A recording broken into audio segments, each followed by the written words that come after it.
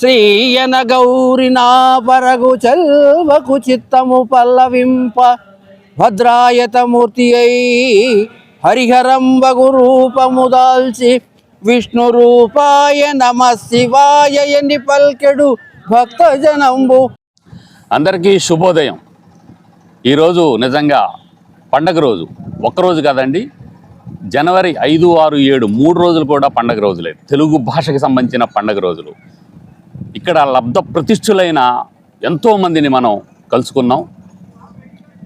ఇక్కడ నా పక్కన ఉన్నవారు తిక్కన వంశానికి చెందినటువంటి, తిక్కన తరాలకి చెందినటువంటి ఒక మందిరానికి వీరు వారసులు. అంటే పరోక్షంగా తిక్కన వారసులు అని చెప్పచ్చు.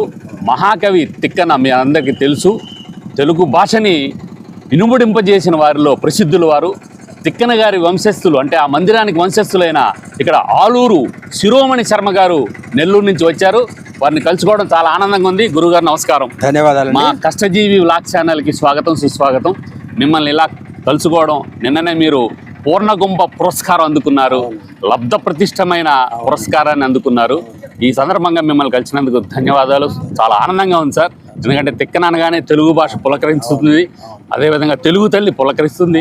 ఆ విధంగా మీరు నా భాషకి, తెలుగు భాషకి చేస్తున్న సేవ ఎనలేంది. మీ గురించి చెప్పండి గురుగారు. నేను తెలుగు పండితుడిగా 30 సంవత్సరాలు పనిచేశాను.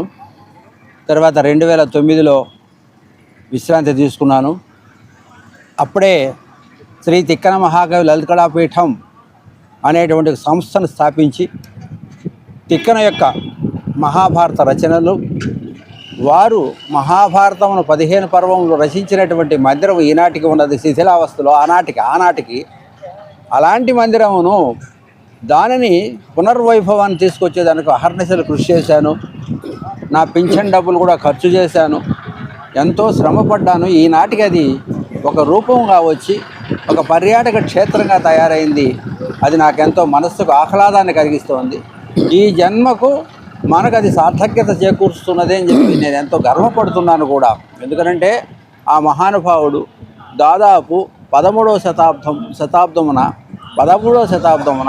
ఈ కార్యక్రమానికి నాంది చుట్టి మహాభారతాన్ని నన్నయ్య గారు రచించినటువంటి మహాభారతం మిగిలినటువంటి 15 పర్వములు కూడా అత్యంత చక్కగా రమణీయంగా దిద్ది మన తెలుగు ప్రజలకు మన సంస్కృతి సంప్రదాయాలను అందించినటువంటి మహానుభావులు వారందరూ.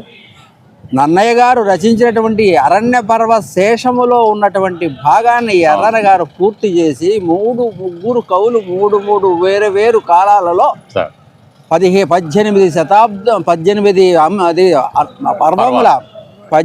పర్వముల ఈ యొక్క మహాభారతాన్ని మనకు అందించారు. అందులో ముఖ్యంగా తిక్కన గారు చేసింది ఏంటంటే హరిహరనాథుడు అనేటువంటి ఒక దైవాన్ని సృష్టించి మా ఆత్మలో పొందినటువంటి హరిహరనాథుడు ఆయన్ను వంటి. ఎందుకంటే ఆనాడు ఉన్నటువంటి ఆ మతపరమైనటువంటి కొన్ని వైదుష్యాలు పోగేదానికి హరిహరనాథుడు సృష్టి చేసి శ్రీయన గౌరి నా పరగు చెల్వకు చిత్తము పల్లవింప భద్రాయతమూర్తి అయి హరిహరంబగు రూపము దాల్చి విష్ణు రూపాయ నమ శివాయ ఎని పల్కెడు భక్తజనంబు వైదిక ధ్యాయత కిచ్చమెచ్చు పరతత్వము కొల్తున్న భీష్ట సిద్ధికై. హరుడు అనేటువంటిది భేదం లేదయ్యా అనేటువంటి విషయాన్ని ప్రజలకు సాటి చెప్పేంతవరకు అటు ఆ విధంగా ఇటు ఈ మహాభారతంలో ఉండేటువంటి 15 పర్వాలు రాసి మనకి ఇచ్చినటువంటి మహానుభావులు అండి.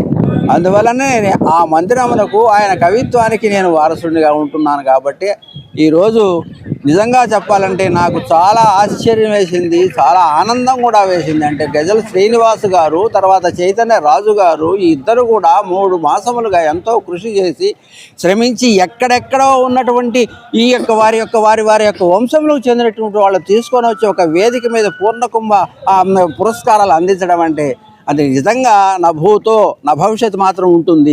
అందువల్ల నభూతో మాత్రమే అంటున్నాను అనమాట. భవిష్యత్తులో ఇంకా ఇలాంటి కార్యక్రమాలు అనేకం చేయాలని చెప్పి గజల్ శ్రీనివాస్ గారిని నేను మరీ చైతన్య రాజు గారిని ఎప్పుడు కూడా ఒకటి గుర్తుపెట్టుకోవాలండి. ఎప్పుడు ఒక రాజు, ఒక కవి ఉంటాడు. ఎక్కడైనా మనం చూసినప్పుడు ఎక్కడైనా తీసుకోండి, నన్నయ్య గారి దగ్గర వస్తే రాజరాజ నరేంద్రుడు, తిక్కన గారికి వచ్చిన మనోసిద్ధి మహానుభావుడు, ఆ తర్వాత ఎర్రన్న గారి దగ్గర ప్రోలయ వేమారెడ్డి గారు. ఎందుకంటే కవిత్వం రాసినట్టు వాడి దగ్గర ఉండే శక్తి ఉండదన్నమాట.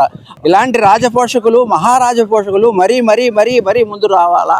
మన భాష, సంస్కృతి, సంప్రదాయాలను ప్రపంచవ్యాప్తం ఇంకా ఇతోధికంగా చేయాలని మరి కోరుకుంటున్నానండి. ధన్యవాదాలు గురుగారు. ఈ తిక్కన మందిరం అని చెప్పారు గురుగారు, ఆ తిక్కన మందిరం గురించి మా ప్రేక్షకులకు తెలియజేయండి. తిక్కన మందిరం అనేటువంటిది పెన్నా నది ఒడ్డున ఉన్నది.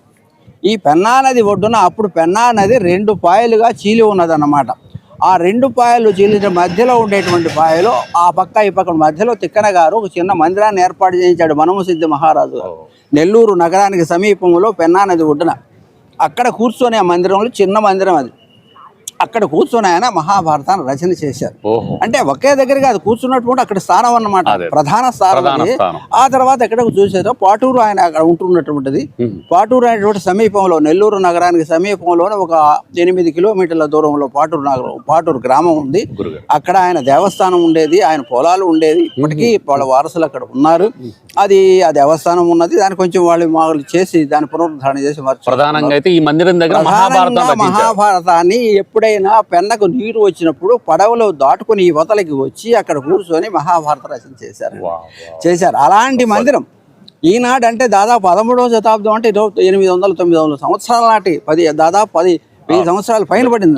సంవత్సరాల నాటి 1000 సంవత్సరాల నాటి ఆ మందిరాన్ని శిథిలావస్థలో ఉంటే దాన్ని నేనే వెళ్ళి దాని కొరకు వెళ్ళి ఎంతో శ్రమించి దాన్ని ఖాళీ చేయించి తాళాలు పగలగొట్టించి రాజకీయ నాయకుల యొక్క సహాయంతో దాన్ని అంతా కూడా చేయించి అక్కడ కార్యక్రమాలు చేస్తూ అష్టావధానం నరాల రామారెడ్డి గారి చేత అష్టావధానం కూడా అక్కడ చేయించాను. తాటాకు పందిళ్ళు వేయించి ఎంతో కట్టుబడి చేస్తే తర్వాత నాకు ముఖ్యంగా ఏంటంటే మనకు అప్పుడు మా నెల్లూరు జిల్లా కలెక్టర్, జాయింట్ కలెక్టర్ గారు ఇంతియాజ్ గారు అని వచ్చారు. మహానుభావుడు నిజంగా.